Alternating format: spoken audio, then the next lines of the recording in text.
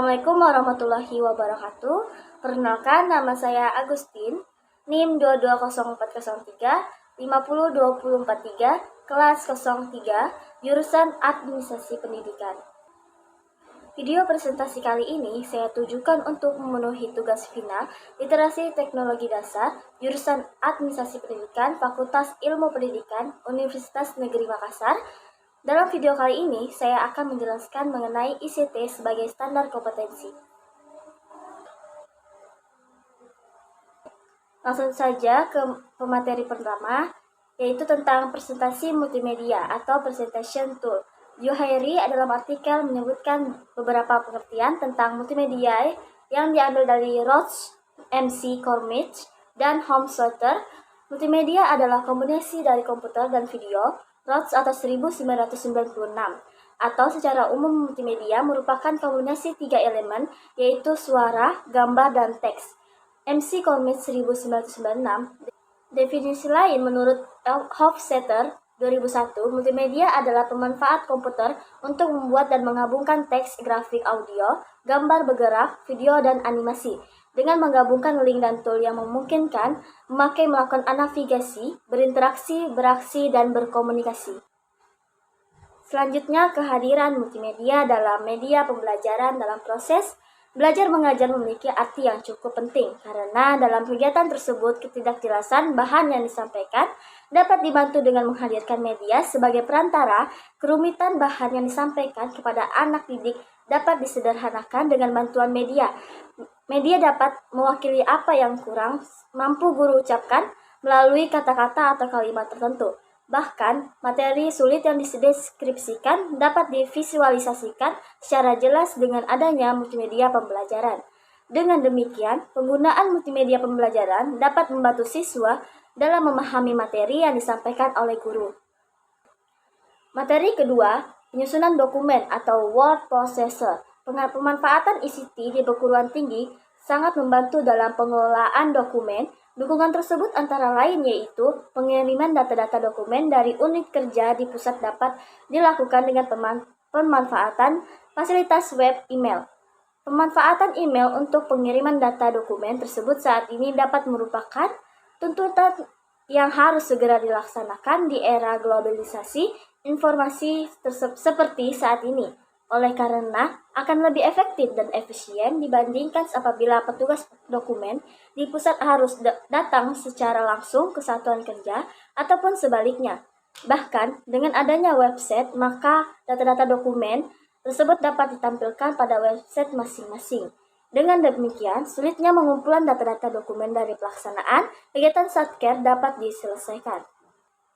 Selanjutnya, kesulitan dalam seleksi atau pemilihan dan mencari kembali dokumen yang telah dikumpulkan dan dicatat buku register karena harus membolak-balik halaman buku register dapat diatasi dengan merancang database dokumen. Sistem database dokumen yang disarankan merupakan aplikasi berbasis web. Aplikasi berbasis web dipilih karena beberapa pertimbangan antara lain.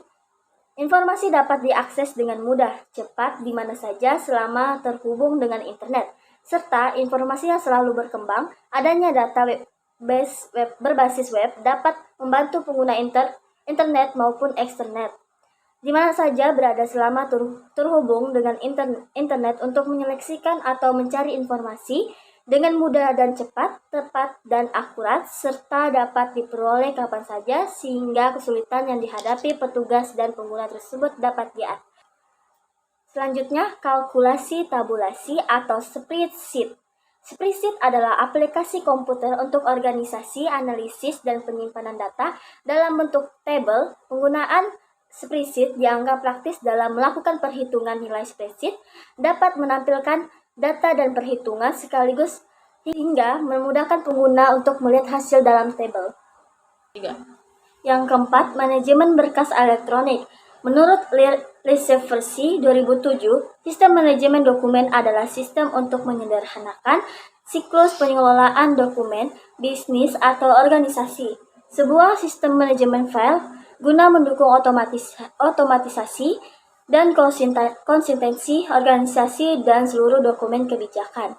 Rekod atau dokumen elektronik dapat berasal dari berbagai bentuk, yaitu semua dokumen kertas, surat, peta, buku, kecuali buku yang dikelola perpustakaan. Mikrofilm, magneti, tape, atau bahan lain tanpa menghiraukan bentuk fisik atau karakteristik. Dibuat atau diterima menurut undang-undang, menurut International Standard Organization atau ISO, rekod adalah informasi yang disimpan dalam berbagai bentuk, termasuk data dalam komputer, dibuat atau diterima serta dikelola oleh organisasi maupun orang dalam transaksi bisnis, dan menyimpannya sebagai bukti aktivitas. Dengan demikian, SMDE juga merupakan sistem aplikasi pengelolaan dokumen, hard copy atau kertas, mikrofilm, dan lain-lain yang sudah dialih-mediakan ke dalam format digital, soft copy berupa file bertipe PDF, dokumen, PPT, XLS, 3GP, DWG, AVI, MKF, dan lain-lain yang sudah diupload ke dalam software DMS tertentu. Ada beberapa manfaat DMS sebagai berikut. Yang pertama, meningkatkan produktivitas proses bisnis DMS. Yang kedua, meningkatkan response time proses bisnis pencarian file dokumen.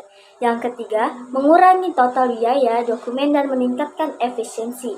Yang keempat, ruang penyimpanan DMS mengurangi risiko kehilangan ataupun kerusakan dokumen. Yang kelima, dokumen sharing melalui DMS. Pemakaian dokumen dapat dilakukan secara bersamaan oleh beberapa unsur sekaligus. Yang kelima, komunikasi efektif atau electronic mail. Berkomunikasi efektif berarti bahwa komunikator dan komunikan sama-sama memiliki pengertian yang sama tentang satu pesan. Oleh karena itu, dalam bahasa asing, orang menyebutnya the communication is in the tone, yaitu kedua belah pihak yang berkomunikasi sama-sama mengerti apa pesan yang disampaikan. Komunikasi efektif adalah komunikasi yang mampu menghasilkan perubahan sikap atau attitude change pada orang yang terlibat dalam berkomunikasi. Kita tidak pernah dengan secara khusus mempelajari bagaimana menulis dengan efektif, bagaimana membaca dengan cepat dan efektif, bagaimana berbicara secara efektif, apalagi bagaimana menjadi pendengar yang baik. Bahkan untuk yang terakhir yaitu keterampilan untuk mendengar tidak pernah diajarkan atau kita pelajari dalam proses pembelajaran yang kita lakukan baik di sekolah formal maupun pendidikan informal lainnya. Komunikasi efektif memberikan kemudahan dan memahami pesan yang disampaikan antara pemberi dan penerima pesan, sehingga tercipta feedback yang baik antara pemberi dan penerima pesan. Untuk membangun komunikasi yang efektif, setidaknya kita harus menguasai 4 keterampilan dasar dalam komunikasi, yaitu membaca, menulis, atau bahasa tulisan, dan pendengar berbicara atau bahasa lisan. Begitu pentingnya banyaknya orang menghabiskan waktunya untuk melakukan paling tidak salah satu keempat keterampilan itu. Komunikasi efektif terjadi apabila sesuatu pesan yang diberitahukan komunikator dapat diterima dengan baik atau sama oleh komunikasi sehingga tidak terjadi salah persepsi. Komunikasi adalah sebuah kegiatan mentransfer sebuah informasi baik secara lisan maupun tulisan. Namun, tidak semua orang mampu melakukan komunikasi dengan baik. Sebagai penutup, dengan membahas mengenal materi tentang TIK sebagai standar kompetensi, diharapkan kita sebagai mahasiswa yang nantinya akan menjadi tenaga pendidik juga ikut serta dalam memajukan ICT atau TIK untuk kemajuan pendidikan Indonesia. Itulah pemaparan materi saya tentang ICT sebagai kompetensi. Jika ada kesalahan dalam pembawa materi saya, mohon dimaafkan. Semoga materi ini atau video kali ini bermanfaat untuk saya dan teman-teman semua. Sekian dari saya, terima kasih. Wassalamualaikum warahmatullahi wabarakatuh.